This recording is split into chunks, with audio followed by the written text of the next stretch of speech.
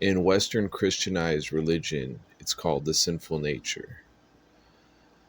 In Eastern religions, it's common called the ego.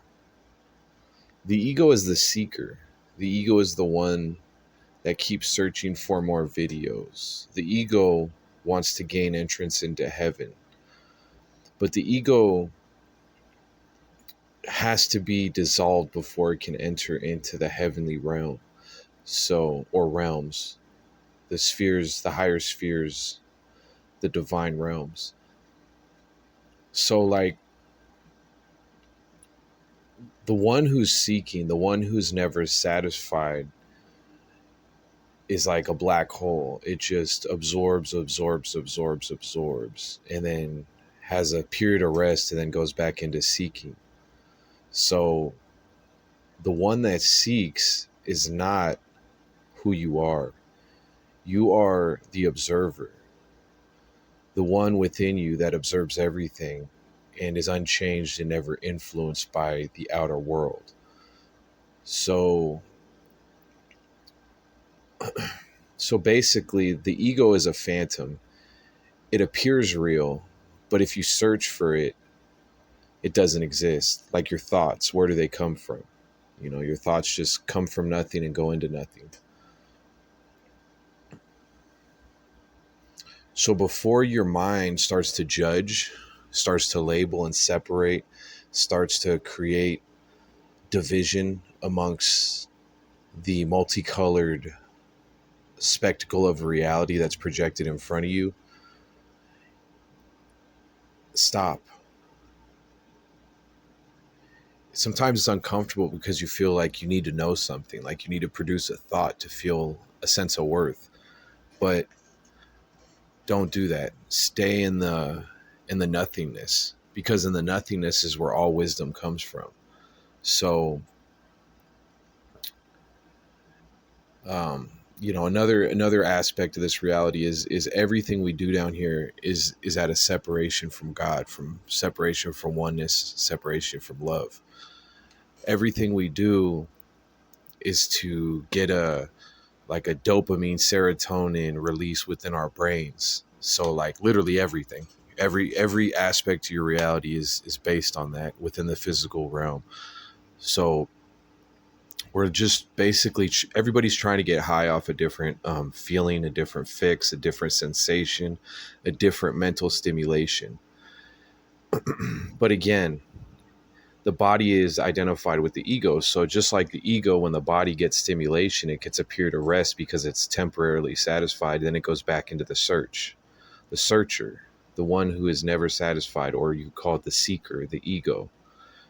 So you have to be mindful of the seeker, because you'll never please the seeker. It's like a vampiric essence that just consumes, has a period of rest after its feast, and then goes back under the full moon to absorb more energy from the temporal world to maintain a sense of aliveness. That's why the ego is restless, because it doesn't really exist and it has no place in the eternal. So it knows, in a sense, its days are numbered, or its time is limited. So it'll keep functioning and trying to gain as much stimulation and as much movement as it can. So like basically the ego is the restless soul. God is the spirit of peace, of rest, where everything comes out of. Everything is brought forth from rest. All movement starts with rest. So if you start to analyze, everything you have around you is to serve a temporal body, and most things that we interact with aren't really spirit food, so to speak. Well, and also the spirit doesn't really need food, because the spirit's eternal and self-sufficient and self-sustained. But there are things that bring us closer into oneness, certain realizations, certain mental training, certain spiritual practices. And again, spiritual practice is another word that can be misunderstood, because in essence you are spiritual. So anything you practice is a spiritual practice. But some are more limiting in our movement towards ascension, and some are more promotional or promoting in our ascension. So so back to being at rest is a key aspect of reality. Everything we do, or the way this world is designed, is to stimulate the body and to get temporal fixes from coffee, TV, sports, video games, movies, music, food.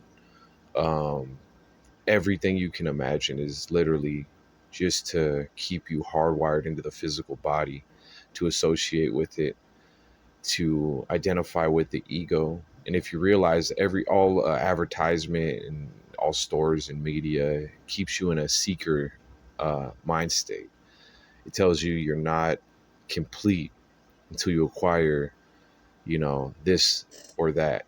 So your completion is in God. Your completion is in the spirit of Christ, the consciousness of Christ. You are just an avatar, and your true essence is not the one that seeks, not the one that changes, not the one that gets happy and sad. And your true essence is a state of bliss, is a straight state of peace, but it's not a worldly happiness. It's not a chemical released happiness. It's a spiritual, unchanging, eternal peace and bliss and love and light. Because that's your true essence. You really don't exist the way you think you do. Um, you're really the one that you think exists. Um, or most people who are just functioning with the ego. Not saying that you don't have more of an enlightened view, but most people, who they think they are, is just a system of chemical reactions. They wake up and they're stimulated by so and so, and that thing or that person stimulates them, and they're happy.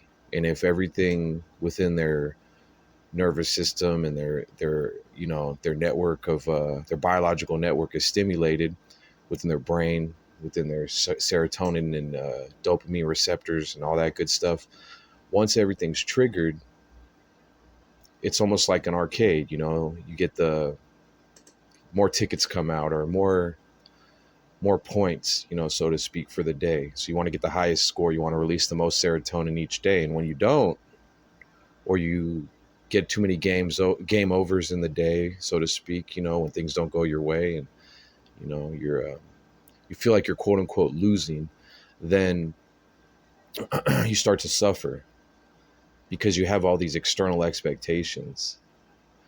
But that's all part of the game, because the whole world is created in a system of separation from the divine. So we basically run around in this rat race, trying to seek validation, trying to seek certain energies that can sustain the ego. Because a lot of times people say, as if they just sit by themselves, or some people say when they meditate, it's kind of scary because they don't have that stimulation and they're just stuck with their true selves. And a lot of times those energies create, I guess you could say, spiritual strongholds, antichrist mentalities. And I don't mean antichrist in the religious way. I mean it in a spiritual way. Anti-oneness, anti-divine light, anti-peace. Sometimes you'll notice that people can't rest. Sometimes they just can't. Or they feel like they're losing when they rest. They're in a state of a deficit or a state of lack. And that's the ego. The ego is one of the main tools of the ego, or you call the sinful nature, is to keep you submitted to guilt. Because through guilt, you can control. Guilt is one of the most powerful tools to control the mind. And that's why the Spirit, the Holy Spirit, is always trying to liberate the ego mind. So there's a mind that's holy, and holy means separate of God. For example, the watcher, the observer, is the Holy Spirit within that you must align with, because the Holy Spirit watches, doesn't judge, and never changes, and always is at peace. But the emotional state, the mental thought life of the individual will fluctuate from positive thoughts to negative thoughts to positive thoughts to negative thoughts to positive thoughts to negative thoughts, back and forth. And most people who are what I call, and I've heard it before, is the super ego, which is like this, the religious spiritualized ego. It's not truly ascension. It's just the ego, again, trying to get into heaven. So it's trying to map its way into an immortal state by studying religions, studying spiritual practices. So, so the ego can ascend, but it can't. It's impossible because the makeup of the ego isn't eternal. It's based off of chemical stimulation within the brain. So once we start to quiet the mind, stop seeking, and then also be aware of, once your inner self starts seeking, to just stop and go back to where everything starts within yourself before the mind starts to wind up and starts to activate and starts to seek for stimulation.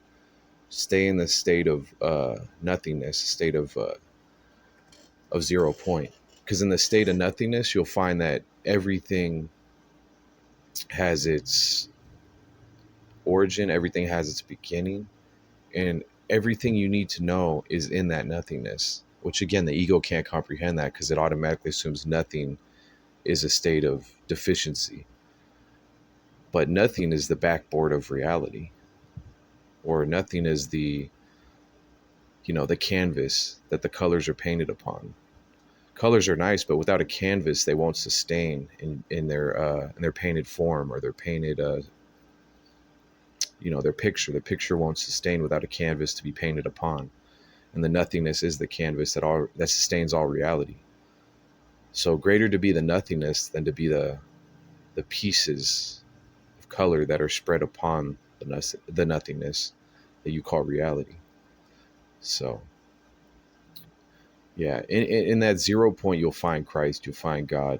That's where the Holy Spirit tries to lead you. It past duality, past polarization, into the eternal realms, the higher principles of existence, unchanged principles like love, peace, kindness, true wisdom, eternal wisdom. These are the principles that are unchanging. These are the foundations of God, the seven spirits, the seven, divine principles. These are all aspects of eternity. Everything you see down here is a changing world. Even quantum physics tells you that everything is empty once you look at it under, a microscope, or look deep enough into all the molecules and atoms, that everything is just empty inside. So this reality is literally just a hologram. It's like a projection. But like in a video game, the physics within the video game will limit the character, but not to the person outside the video game. Outside the video game, it's just literally a screen. There's no weight within the video game to the person outside it, but within the video game, you're bound by all the laws. So that's kind of how it is functioning in this three-dimensional matrix, this realm, is that yes, you're bound by it when you're the character. But as you meditate and as you transfer your consciousness from the physical into the spiritual, you start to have higher power,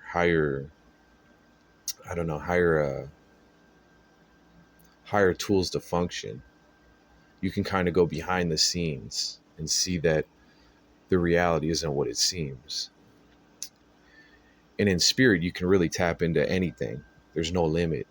It's all just there, The only limit is the ego. And as you dissolve the ego, you'll realize that the spiritual powers of heaven will become present within your being. But you can't have a full cup of water and then add more water. You have to empty that cup for more water to enter. So the ego is generally the one occupying the throne of the mind. It's not Christ. The Christ consciousness, generally isn't operating in front of the mind. So even within the superego, which many, many people who believe they're spiritual are just operating out of the superego, those people will still find many limits. They may find temporal peace and temporal, fragments of joy that is from the eternal principles, but it's all fragmented. You won't get the whole experience until you realize you don't really exist the way you think you do. Because as much as you think you're the name, the nationality, your hobbies, if that's who you identify with, not to say you can't have those, but if that's who you identify with, then you're still programmed. To deprogram, you have to let go of the character, the one you were told you were. Because an eternal being thinking it's a temporal avatar is one of the biggest tricks the ego plays on the spiritual being. So recognize who you are, recognize your divinity, and also recognize that it's not saying I am this or I am that. Because as soon as you say that, that's duality and that's separation. So as soon as you say I'm righteous or I'm holy or I'm bad or I'm good, you are projecting, you are separating from what you really are. And most times what you say you are, is you're the opposite. So in not saying for in an eternal aspect, but in that moment, if you're saying I'm trying to be good, it's because inside you're bad. In a sense, you feel you're bad. Okay, so I won't say you're bad or good. I'll just say that you feel you're bad. So that's why you're saying I'm going to do something good to try to counteract that inner guilt. And again, I said guilt is the worst thing to use as a motivating force, because guilt leads to more destruction, because guilt is fueled from a negative aspect of yourself. So it's not good soil to operate out of. But the spirit teaches liberation. The spirit teaches peace, but it's not by building yourself up. It's not by adding. It's by taking away from the self. Letting go is the key. So yeah, you can't add to make yourself closer to God. In fact, it's a stripping away, it's a taking away of the false identity. And what is left is the true essence. So yeah, just remember it's a quieting, it's a stillness. Before the seeker starts to take hold, remain in that oneness, remain in the stillness.